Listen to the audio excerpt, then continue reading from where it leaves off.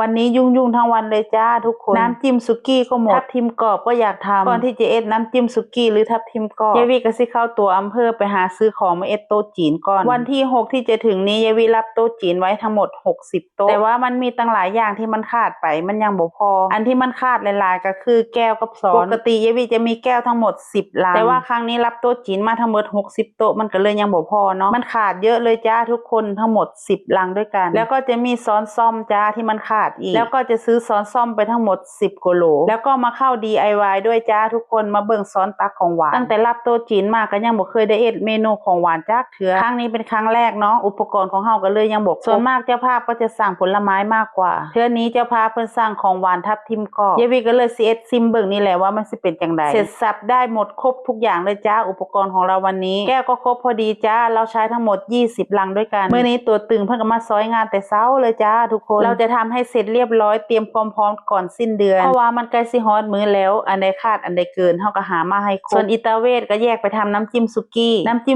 ก็เบิดหลายมื้อแล้วจ้าทุกคนแต่ว่ายังบ่มีเวลาทำวันนี้ได้โอกาสก็เลยทำซะเลยจ้าน้ำจิ้มสุกี้รสเด็ดสูตรอิตาเวทยายวีก็ยังบ่ทันได้ถ่ายคลิปให้เบิ่งว่าเอ็ดลักษณะใดเทื่อหน้าอิตาเวทเราเอ็ดเดี๋ยวยายวีสิถ่ายให้เบิ่งเด้อเวลาเอ็ดแต่ละเทื่อก็หม้อใหญ่แบบสิแหละทุกคนหม้อเบอร์45เลยเวลาเฮาเอ็ดเสร็จเรียบร้อยแล้วเนาะเวลามันเย็นเฮาก็กรอกใส่ขวดเสร็จเรียบร้อยแล้วเฮาก็เอาไปแช่ตู้เย็นหรือสิใส่ถังน้ำแข็งไว้ก็ได้สามารถเก็บไว้ได้นานเลยจ้าในเมนูโต๊ะจีนเพิ่นสั่งของหวานมาก็คือทับทิมกรอบมื้อนี้เฮาก็เลยสิเอ็ดทับทิมกรอบเบิ่งเนาะว่ามันสิเอ็ดจังไดและสิเป็นลักษณะใดถามว่าทำเป็นไหมก็ทำเป็นอยู่จ้าทุกคนแต่ว่าเฮาอยากรู้ว่าเราจะทำล่วงหน้า1วันนี่เราจะเก็บรักษาแบบไหนก็เลยเอ็ดลองเบิ่งว่ามันสิแซ่บและอยู่ได้ดนส่ำใดทับทิมกรอบเฮาสิเอามันแก้วหรือว่ามันเผามาเอ็ดถ้าแม่นว่าสิเอาแฮวมาเอ็ดก็คือสิส่งหายากค่ะยายวีก็เลยใช้มันเผาเอ็ดวิธีทำง่ายๆจ้ะทุกคนเฮาก็เอามันแก้วไปหั่นเป็นเต๋าน้อยๆซะก่อนจากนั้นก็เอาไปแช่ในน้ำที่ผสมสีอาหารไว้หรือไม่ก็น้ำฮีรูบอยก็ได้แช่สักพักแล้วเฮาก็เอาไปคลุกกับแป้งมันเสร็จแล้วก็ร่อนแป้งมันออกจากเนื้อของมันเนาะแล้วก็เอาไป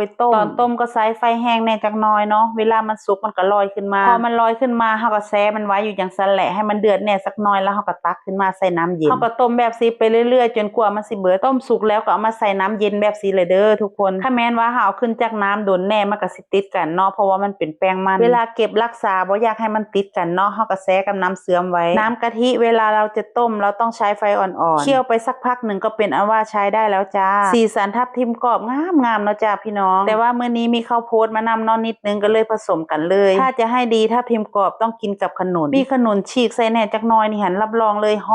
อมเลยจ้าทับทิมกรอบของเราวันนี้ก็เป็นอันว่าผ่านฉลุยอร่อยมากในวันงานยายวีก็สิไปหาขนุนมาใส่คือกันบ้านเฮาบ่แม่นในเมืองใหญ่เนาะมักมีนี่ก็จักสิหาได้ง่ายคือบ่จักสิมีบุแต่ว่าจะพยายามหาให้ได้คนซิมคนแรกก็คือยายปุ้งคือเก่าจ้าเพราะว่าอันนี้ก็คือฝีมือของเพิ่นบอกว่าเมนูนี้มื้องานเพิ่นสิรับผิดชอบเองส่วนอิตาเวสเพิ่นก็ซิมคือกันเพิ่นบอกว่าแซ่บคนนี้น่ะเพิ่นบ่มักของหวานปานใดดอกเวลาเพิ่นกินเพิ่นก็โจ๊ๆไว้เบาหวานเพิ่นสิขึ้น เทื่อนี้เอ็ดกินเนาะก็เลยบ่ได้ใส่หวานปานใดเนาะย่านอิตาเวสเรากินหลายแต่ว่าแซ่บจ้าทุกคนยำกรุบๆเลยเวลาเฮากินมันก็สิเป็นแบบกรุบๆหนึบๆแล้วก็สิเป็นแบบลื่นๆของแป้งมันเนาะแต่สรุปแล้วก็คืออร่อยจ้าทุกคน